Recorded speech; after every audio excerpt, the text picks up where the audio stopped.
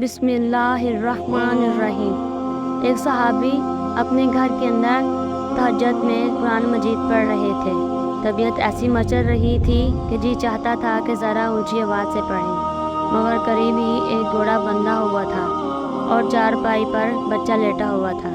محسوس کیا کہ جب اونچا پڑھتا ہوں تو گھوڑا بدکتا ہے، لیکن دل میں خوف پیدا ہوا کہ گھوڑا کہیں بچے کو نقصان نہ پہنچا دے۔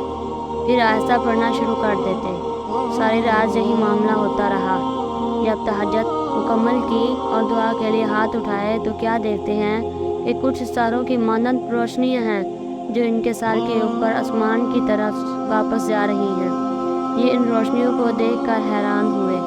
صبح ہوئی تو وہ صحابی نبی کریم صلی اللہ علیہ وسلم کی خدمت میں حاضر ہوئے۔ عرض کی کہ اے اللہ کے محبوب صلی اللہ علیہ وسلم، میں نے رات کو تہجد کچھ اس انداز سے پڑھی کہ بچے کے خوف کی وجہ سے آہستہ پڑھتا تھا اور جی چاہتا تھا کہ ذرا آواز کے ساتھ پڑھوں، مگر دعا کے وقت میں نے کچھ روشنیاں آسمان کی طرف جاتے دیکھی۔ اللہ رب العزت کے محبوب صلی اللہ علیہ وسلم نے ارشاد فرمایا، وہ رب کریم کے فرشتے تھے جو تمہارا